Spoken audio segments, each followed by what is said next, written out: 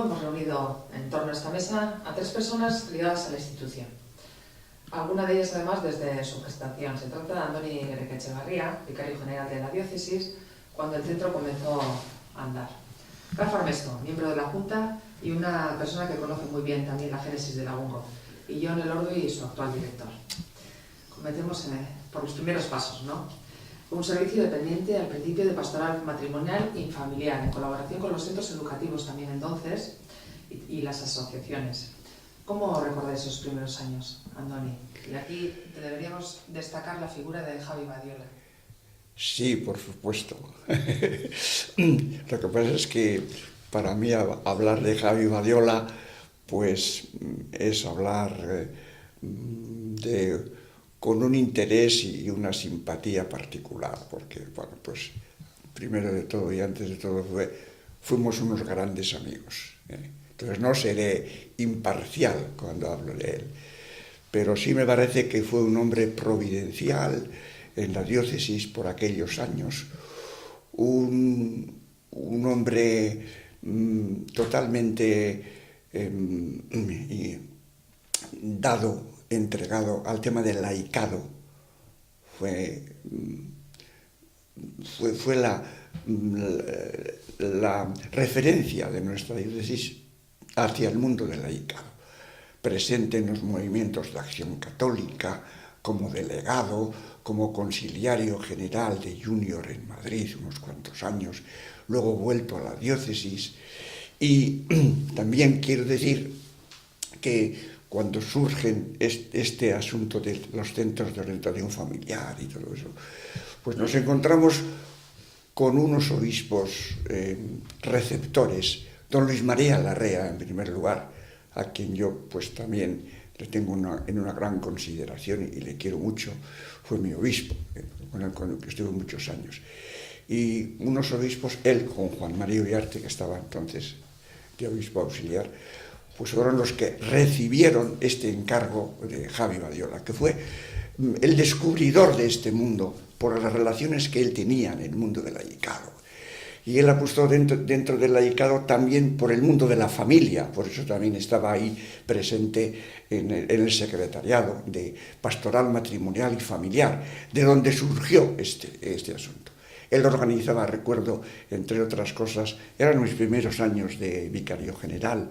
Yo vine en el 89 de Ermua a Bilbao como vicario general. Y organizaba él unas jornadas de la familia todos los años, muy bien montadas, con mucha fuerza, en tiempos en que la realidad familiar no tenía demasiada fuerza.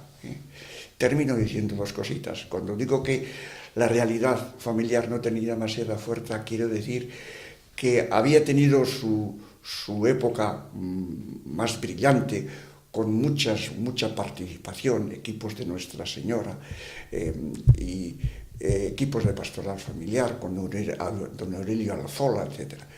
Y Javi recoge el rescoldo de eso y, bueno, pues aquello es más difícil de sacar adelante, pero él crea un equipo una comisión de pastoral matrimonial y familiar, y de ahí nace lo que ahora vamos a tratar más detenidamente, que es pues toda la pastoral y dentro de ella los centros de orientación familiar. Era el año 1991, Rafa, tú también estabas involucrado en todo esto. Pues sí, yo no puedo añadir más que elogios hacia Javi Badiola. Javi Badiola, como ha dicho Andoni, era el gurú, la mente preclara que en un momento dado pues nos animó, nos impulsó a los laicos a participar de una manera activa y en base a criterios profesionales en todo lo que era la pastoral y el apoyo a las familias. Yo me sentí un privilegiado cuando contó conmigo pues para poner en marcha el camino, para empezar el camino desde el punto de vista de constitución de la fundación. Fueron unos años de mucha ilusión, unos principios de mucha ilusión, porque todo era nuevo por hacer, pero a Javi no se le podía decir que no. Javi tenía tal entusiasmo y transmitía tal entusiasmo que estábamos todos convencidos y teníamos una gran fe en lo que él nos decía y nos animaba. Y así empezó, con mucha ilusión, no voy a decir improvisando, pero desde luego empezando entre todos a colaborar unos con otros y así llevamos ya 25 años. al principio se contó con personas vinculadas a pastoral familiar, no tanto con profesionales del sector, ¿no? Efectivamente, pero bueno, la idea era que esas personas, aunque estuvieran vinculadas a pastoral, tuvieran digamos, un respaldo profesional en su manera de actuar y de orientar, porque era un centro de orientación, pero claro, en todas las áreas. Lo mismo se atendía a cuestiones que podía atender un psicólogo, que un psiquiatra, que un jurista, en fin, un trabajador social. Se buscaba, sí, personas de la pastoral, pero que tuvieran un perfil profesional. Al principio, bueno, pues éramos absolutamente todos voluntarios, muchos lo seguimos siendo, pero sí, surgió así como algo, un movimiento que salía de abajo de los propios laicos, con el impulso de Javi, y bueno, salíamos a la calle y se contaba con nosotros de otra manera diferente en la pastoral. La intuición, tanto de entonces como de ahora, es que el servicio debería ser humano y a la vez cualificado, John. Sí, bueno, yo recuerdo que la primera vez a Javi, como comentaban Rafa y por supuesto Andoni, a Javi Badiola ya le conocíamos desde toda nuestra vinculación eclesial, desde la juventud, ¿no? Entonces yo recuerdo que cuando Javi Badiola se dirigió a mí, porque yo era psicólogo, en aquel entonces me estaba formando, especializando en terapia familiar, en el mundo del trabajo con las familias, etc. Y estaba ya vinculado eclesialmente, como digo. Cuando Javi, por primera vez, ¿no? Me invitó a participar en este proyecto y tal, pues yo no podía en aquel momento, ¿no? Entonces le dije, Javi, no puedo, estoy en otro proyecto, tal vez más adelante, ¿no? Pero pensé que ese tal vez más adelante no llegaría nunca, pero como ha dicho Rafa, Javi tenía claras sus convicciones, ¿no? Y ese más adelante fue al año siguiente que volvió a hablar conmigo, y una de las cuestiones que me planteaba era esta, ¿no? Que querían desde la diócesis, ¿no? En esa coordinación, digamos, ¿no? Entre la convicción y la inspiración de gente concreta como Javi Badiola y todo ese equipo, que también estabas tú, Andoni, ¿no? Junto con la apuesta decidida por el obispo en aquel momento, ¿no? De desarrollar este centro, tenía que ser un servicio que ofreciera algo distinto, es decir, algo cualificado, ¿no? Especializado, que con la buena voluntad no bastaba. Precisamente todo esto surge de una necesidad sentida, ¿no? De la realidad de muchas familias, matrimonios, ¿no? Preocupados por sus hijos, por la vida matrimonial y familiar, etcétera, que acudían, ¿no? Como lo hacen hoy en día, ¿no? No tanto como entonces quizás, pero acudían a las parroquias para expresar su dificultad, su problema, y la atención que ahí se les podía ofrecer era limitada, ¿no? La escucha, acompañar un poquito, pero no más allá. Entonces Javi tenía esa convicción clara, que tenía que ser un servicio profesional, cualificado, también con voluntariado y en red. Ya entonces no se utilizaba esta palabra de en red, pero utilizamos la palabra comunidad, ¿no? Que era con otros recursos, con las personas, ¿no? con los agentes pastorales, etcétera, ¿no? Bueno, ese equilibrio. Y también interdisciplinar. Sí. Porque han pasado por la UNGO 8.000 personas desde entonces, durante estos 25 años, y el servicio integral es lo que desde un principio se consideraba como primordial, ¿verdad? Claro, es que en aquel tiempo, cuando surge la UNGO, a nivel de recursos públicos, ¿no? Digamos, para la familia, no había mucho, y eso que Vizcaya siempre ha sido un territorio avanzado en servicios sociales, ¿no? Pero recursos profesionalizados dedicados a la familia había de manera pues, más sectorial, ¿no? Bueno, pues, la parte social, la parte jurídica, no sé, ¿no? Y ese servicio, desde el principio, tenía esa convicción, tiene que ser un servicio integral, multidisciplinar, ¿no? Donde se pueda atender a la realidad de la familia en todas sus dimensiones, ¿no? Bueno, entonces, por eso había profesionales, juristas, abogados, psicólogos, pintadores, pedagogos, psiquiatras, bueno, un poquito... Sí, bueno, yo, si te parece, de aquella época quisiera recordar a Ignacio Villota, a Manu Migura, que fue el primer director, a Pacho Tamendi, todas aquellas personas que, bueno, pues que desde el primer momento ayudaron, apoyaron, contribuyeron a que la UNGO fuera una realidad. Yo creo que conviene que recordemos a aquellos iniciadores, ¿verdad? Que bueno, que de alguna forma pues contribuyeron cada uno desde su propio punto de vista pues a sacar adelante la UNGO en la realidad que soy.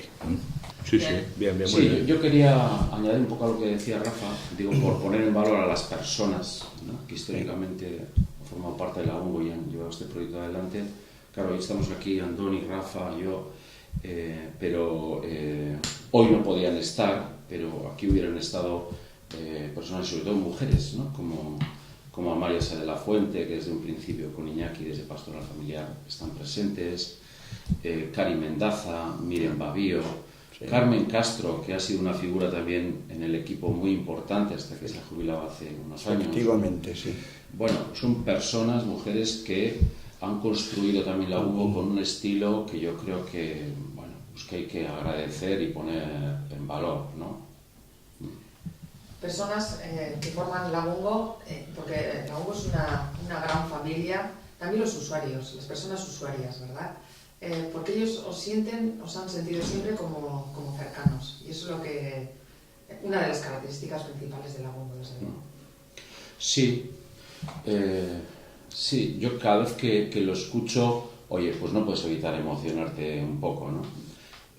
A ver, no somos quizás los únicos, ¿no? Eso, digo que no somos los únicos en atender bien a la gente, en tener un rostro humano, en ser cercanos, acogedores, ¿no? Pero sí que ha sido una preocupación nuestra el garantizar eso, ¿no?, el garantizarlo y cuidarlo, ¿no?, y cuidarlo.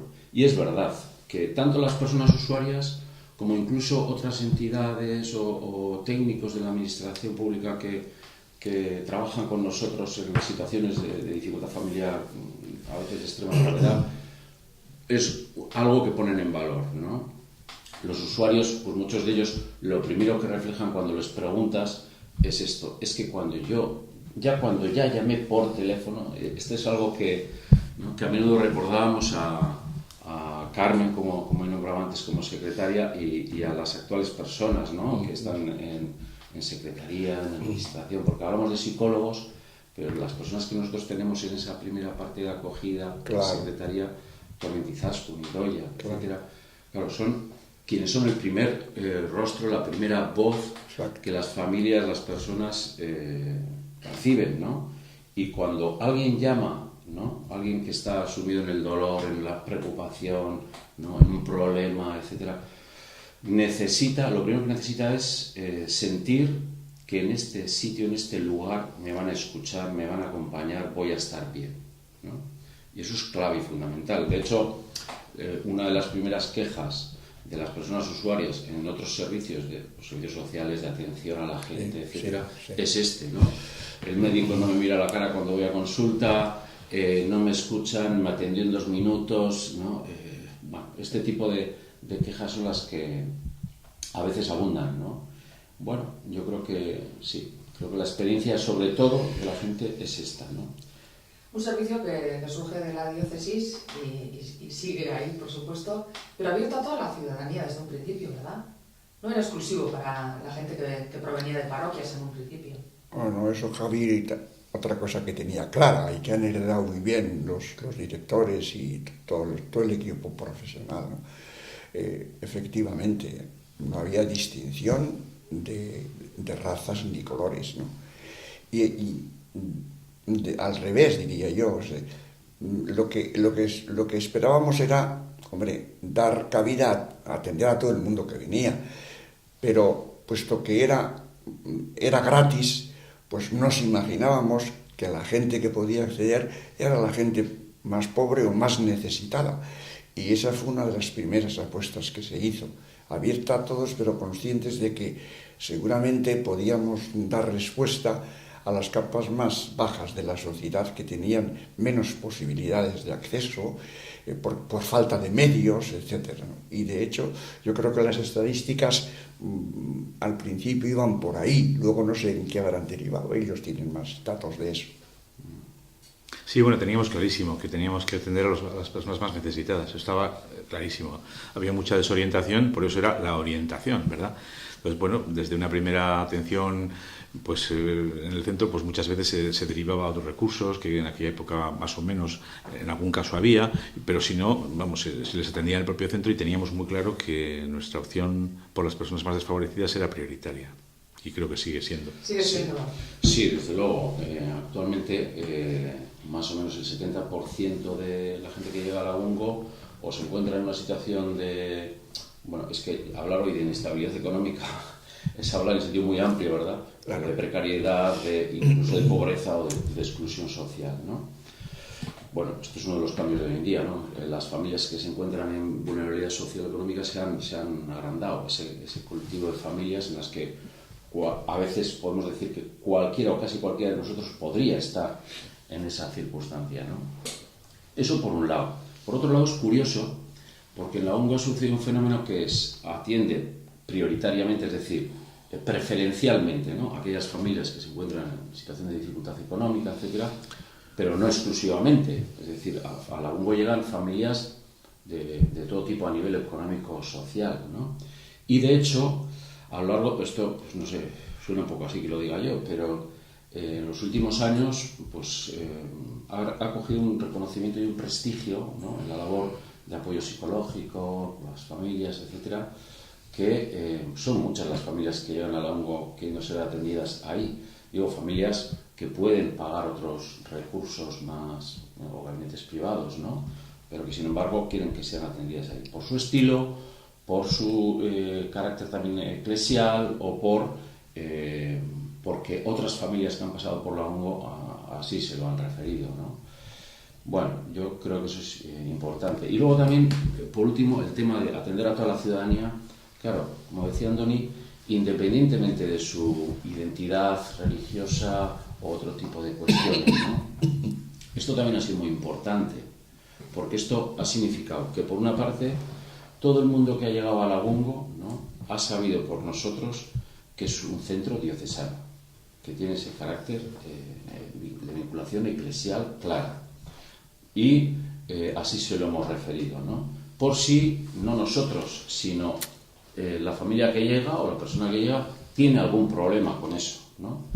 Yo no recuerdo ningún caso, pero ninguno, ¿no?, de las cerca más o menos 8.000 personas que hemos atendido estos años, que hubiera referido que no van a seguir viniendo o que no van a venir por ser una entidad eclesial. Sí hemos atendido a muchas personas que nos han manifestado dudas, ¿no? Es decir, pues no sabía que este centro era de la Iglesia, pues no sé cómo situarlo, ¿no? Pero ha habido un proceso de confianza, y precisamente lo que han valorado después es esto mismo, ¿no? Es, oye, pues he conocido un rostro cercano, humano de la Iglesia que desconocía, o yo tenía mis prejuicios, y esto me ha ayudado a ver otra Iglesia, ¿no? ¿Qué aporta hoy en día Lagungo a la sociedad? ¿Qué opináis? Porque el bienestar de la familia es fundamental, desde luego, para que esta sociedad también funcione mejor, ¿verdad? Yo diría, primero, ¿qué aporta la Iglesia?, diría yo.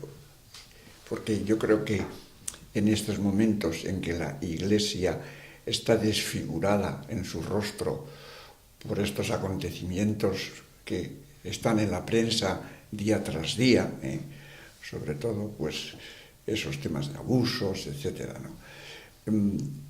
La cara oculta de la Iglesia muchas veces no se ve. Yo creo que es uno de los casos. Y a mí me parece que tú preguntabas qué aporta a la sociedad. Bueno, pues a la sociedad le aporta un rostro diferente de la Iglesia, de atención a esta gente, como aporta a otras entidades como Cáritas, etcétera, ¿verdad? Pero, bueno, en primer lugar, diría yo, pues en este momento es para la Iglesia una suerte tener el rostro actualizado y joven y entregado a toda esta cosa que se está diciendo aquí de las personas que llegan a Lagungo. Andoni apuntaba un tema que está en el candelero, el de los abusos. Es una tipología que se trata también la de los abusos sexuales, pero normalmente se dan en el seno de la familia. Pero son muchos más los casos también de otro tipo, duelos, etcétera, ¿no? Sí, hombre, bueno, efectivamente, digo, por empezar por donde has apuntado, los casos de abusos en la infancia, ¿no? Nosotros a lo largo de estos años hemos atendido, bueno, a un número significativo de personas adultas que han sufrido abusos en la infancia. Normalmente no han llegado a Lagungo por ese motivo. Llegan a Lagungo porque se encuentran en un momento de crisis matrimonial o de problemas de convivencia con los hijos por otros temas. Y a lo largo del proceso, ¿no?, surge, ¿no?, en ellos la necesidad de desvelar, contar algo que vivieron en la infancia, lo cual habla bien del servicio que se les está prestando, porque eso quiere decir que se encuentran en un lugar de confianza como para revelar algo así, ¿no? En segundo lugar, como tú bien decías, el 99% de los casos de estas personas sufrieron abusos en el seno de la familia o cercanía o cercanos a la familia, ¿no? Bueno, eso es así. Y también esto es una referencia a un dato universal. Esto se puede contrastar con datos que hay en otros ámbitos, ¿no?, del apoyo a las familias, ¿no? Pero efectivamente, bueno, esa es una de las realidades que cuidamos o que tratamos de acompañar. Están las familias con problemas de convivencia con los hijos adolescentes, problemas en la crianza, bueno, pues esa edad difícil de la adolescencia, bueno, que provoca situaciones incluso de violencia intrafamiliar, problemas matrimoniales, bueno, duelos, ¿no?, los procesos de duelo que a veces se enquistan, bueno, pues hay distintas realidades, ¿no? Estas distintas realidades se atienden, esto es algo que respondiendo a tu pregunta de qué aporta la sociedad, se atienden de manera especializada y cualificada. No es lo mismo, igual que ocurre en la medicina, no es lo mismo tratar a alguien por un trauma, ¿no?, una rotura de rodilla, bueno, pues que otro problema de carácter interno, ¿no? Bueno, pues hay especialistas, ¿no? Entonces yo creo que esa especialización es algo que aportamos, ¿no?, que aporta la sociedad. Pero yo diría que aporta ese rostro humano del que hablaba Andoni y, bueno, en ese sentido también contribuye, junto con otras entidades y organizaciones y la propia administración, juntos, ¿no?, entendiéndonos como comunidad amplia, al bienestar de las personas y de la familia, ¿no? Si hoy en día Lagungo no existiera, ¿no?, pues habría un gran número de personas que no serían atendidas en ningún otro lugar. Eso es un dato objetivo, ¿eh? Ese 70% que decimos que se encuentran en situación de precariedad económica o que no tienen recursos para pagar un servicio así, si no existiera Lagungo, no tienen dónde ser atendidos. Es especialmente preocupante el caso de la infancia, ¿no? En el caso de los niños y niñas, los servicios de apoyo psicológico, terapéutico, etcétera, que existen son gravemente escasos, Entonces, bueno, y nosotros podemos ofrecer servicio gracias a esa colaboración con la administración pública y con fundaciones privadas que creen en esa labor también, ¿no? Y por último, yo añadiría, además de la asistencia, lo que aporta también es un bien social en la forma de prevención. Es decir, hoy en día Lagungo, junto con otras organizaciones, no somos los únicos, pero aportamos cosas que igual otros no aportarían. Es decir, tener incidencia social, tener capacidad para influir en las políticas familiares de una manera modesta, ¿eh? Un ejemplo que puedo poner es que nosotros estamos atendiendo a matrimonios en crisis desde siempre, ¿no? Pero esto es algo que la Administración nunca ha contemplado. Es decir, no hay ningún recurso público en ese sentido, ¿no?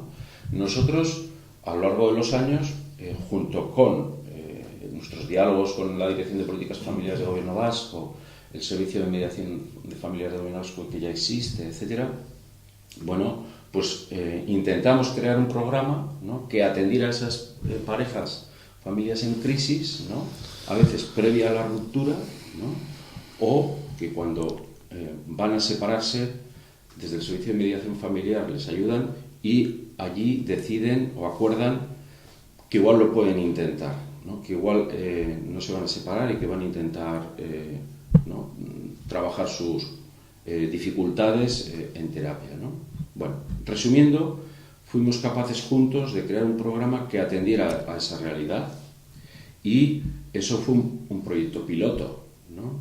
Bueno, pues ese proyecto piloto en el futuro nació para quedarse, porque el nuevo plan interinstitucional de familias, ¿no?, del Gobierno Vasco esto es algo que se va a poner en marcha probablemente en el 2020, ¿no? Bueno, esto es un ejemplo concretito, ¿verdad? Pero, sí, sí. bueno, de también tener cierta incidencia social, ¿no? ¿Ha cambiado mucho la tipología de las personas atendidas o los casos? Sí, bueno, el sufrimiento es el mismo, diría yo. O quiero decir, cuando hay sufrimiento, ¿no? Tampoco vamos a dramatizar. Hay realidades de dificultad y hay familias que acuden con ánimo de mejorar su vida familiar, relacional o personal, ¿no? Vale. Pero sí, ha cambiado, por ejemplo, que aunque el titular de los problemas sea el mismo, por ejemplo, problemas de convivencia con los hijos, ¿no? Vale. Pero hoy en día las realidades son más complejas que hace 20 años o 25 años. Son más complejas. Esto no lo decimos solo nosotros, sino que también lo dicen los servicios de atención, públicos, etcétera, ¿no? Como, pues antes, los problemas con los hijos, ¿no? Tenían una tipología, bueno, pues eran problemas con los hijos adolescentes, en esa época de la vida, ¿no? De rebeldía, de luchas, pero hoy en día, ¿no? Hay una complejidad en cuanto a que pues, hay familias reconstituidas, hijos que salen del hogar, vuelven, a su vez con hijos pequeños, ¿no? Bueno, hay realidades que han ido cambiando, ¿no? Y exige de una respuesta también compleja, ¿no? Donde a veces nosotros tenemos casos, ¿verdad? Donde a veces atendemos a una familia en la que hay una atención a la pareja, otra atención individual con alguno de los hijos, ¿no? Con toda la familia en su conjunto, en coordinación con el centro educativo, el centro de salud, bueno, y otros recursos que a veces están en contacto con la familia, ¿no? Es una coordinación impresionante. Sí, bueno, y nuevas realidades que van surgiendo, que antes no nos planteábamos, pues toda la problemática de familias monoparentales, problemas derivados de adopciones internacionales, que están surgiendo problemas de adaptación de ya jóvenes adolescentes que fueron adoptados hace 20 años o 18 o 20 años. Toda esa problemática es la vida misma, la vida sale al encuentro, la vida va por delante y los profesionales tenemos que estar pues atentos a lo que pasa alrededor, y esas realidades yo creo que sí que hemos sabido integrarlas y muchas más que yo nos podría contar. Es un equipo que trabajan en equipo estos, son unos profesionales pues que además de hacer una labor personal como el profesional que responde a eso lo se va decantando y pues como Rafa en este caso pues atiende los temas jurídicos, pero luego esto es un equipo. Entonces cuando alguna vez se ha participado en alguna reunión, en alguna asamblea, que llama la atención eso justamente, ¿no? Que es otra de las riquezas, el que pues, sea capaz de trabajar en equipo y de que haya un ambiente pues muy rico, muy familiar, muy cercano, incluso entre los profesionales que forman parte de esa sociedad. Para ir finalizando la charla, ¿cuáles son los retos que se plantean en este momento la Bungo después de 25 años? Bueno, los retos siempre son muchos. Bueno, yo creo que uno de los retos es seguir manteniendo el pulso de estar atentos, ¿no? A la realidad familiar, sobre todo eso, ¿no? De estar al servicio de las personas, desde la convicción de que una iglesia que no sirve para nada, que decía aquel libro, ¿no? Bueno, pues desde esa convicción estar cerca, estar atentos, no perder esa frescura, ¿no? Que la UNO ha tratado de mantener durante estos años, ¿no? Siempre priorizando, ¿no? Pues, la realidad de las personas en mayor dificultad, con esa sensibilidad, ¿no? También yo creo que con especial atención a bueno, pues, por ejemplo, la realidad de la mujer o las situaciones de exclusión social. Yo creo que ahí tenemos retos importantes. Y como decía antes, en relación a la infancia, ¿no? Pues sí, yo creo que otro de los retos es, además de hacer un trabajo asistencial, pastoral, etcétera, ser capaces, junto con otros, de ser un poco altavoz o voz, ¿no? De realidades abandonadas o poco atendidas, ¿no? Que en cada momento vamos descubriendo, ¿no? Otro reto sería, pero me vais completando, ¿no? Otro reto sería Sí, el mantener también el pulso de esa coordinación o estrecha vinculación, ¿no?, diocesana con la pastoral familiar, de trabajar en complementariedad, también por ahí. Y en tercer lugar se me ocurre, ¿no?, algo que en los últimos años nos ha preocupado mucho, que es no solo trabajar en lo asistencial, sino en la prevención, formación. En ese sentido, el reto es seguir siendo innovadores, ¿no? Innovadores, poniendo en marcha programas, proyectos que empoderan a las familias, que fortalecen sus propias capacidades, ¿no?, que trabajan desde claves, ¿no?, de que las familias traen dificultades y problemas, pero también traen fortalezas y capacidades, ¿no?, que tenemos que saber potenciar, acompañar. Ser innovadores en esto, ¿no?, en la prevención.